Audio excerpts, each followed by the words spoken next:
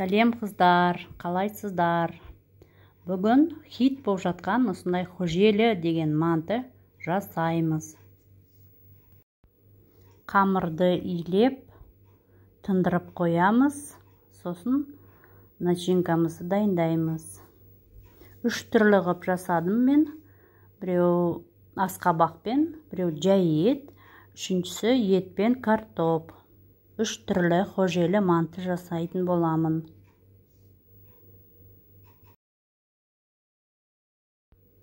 Нанымызды жайып, 4 қып кесіп аламыз.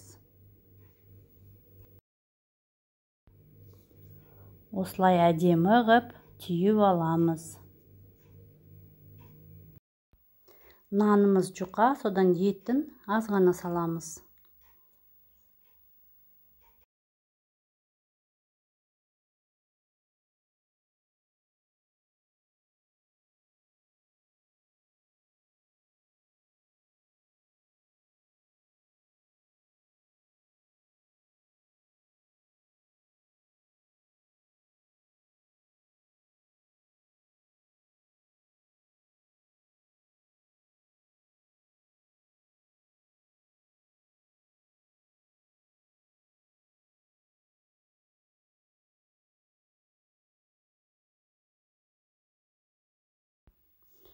Мантымызды майлап, осылай әдемі ғып қоямыз. Сосын бууда мантымыз 35 минутта дайын болады.